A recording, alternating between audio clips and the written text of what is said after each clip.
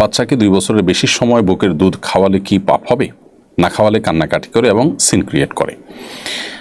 বাচ্চাকে 2 বছর আমরা দুধ পান করাতে পারবো, আমাদের মায়েরা দুধ পান করাতে পারবেন।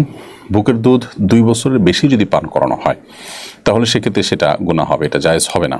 এটাই হলো হানাফি উলামা ইকরামের ফতোয়া এবং এটি অধিকতর বিশুদ্ধতর মত।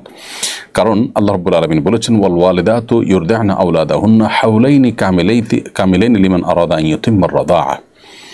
যে চায় যে তার সন্তানকে দুধ পান করানোর যে সময় আছে এই সময়সীমাটাকে পরিপূর্ণ ইউজ করবে, সে 2 বছর দুধ পান করাতে পারবে।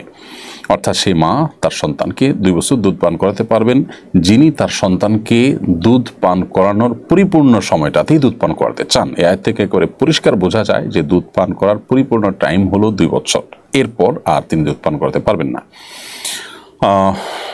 বাচ্চাদের কান্নাকাটির যে ব্যাপারটি আছে সেটিকে নিয়ন্ত্রণ করবার জন্য আগে থেকে, অর্থাৎ 2 বছরের আগে থেকেই নানাভাবে বাচ্চাদেরকে দুধ পান করানোর থেকে দুধ ছাড়াতে হবে।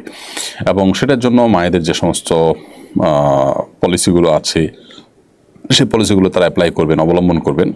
ধরুন 2 মাস বা 3 মাস আগে থেকে যদি আপনি শুরু করেন তাহলে সেক্ষেত্রে 2 বছরে এসে সেটাকে কন্ট্রোল করা কঠিন কোনো কাজ নয়।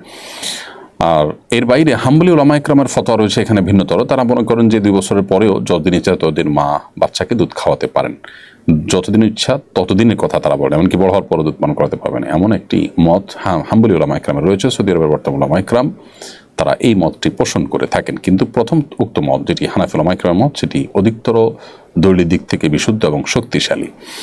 অতএব 2 বছরের মধ্যে বাচ্চাকে দুধ পান করানো শেষ করতে হবে। নবী সাল্লাল্লাহু আলাইহি ওয়াসাল্লাম হাদিসে রয়েছে, লা রাদা ইল্লা ফি হাওলাইন, 2 বছরের পর কোনো দুধ পান করানো চলবে না। এই সমস্ত আয়াত এবং হাদিসের আলোকেই 2 বছরের মধ্যেই দুধ পান করানো সমাপ্ত করতে হবে।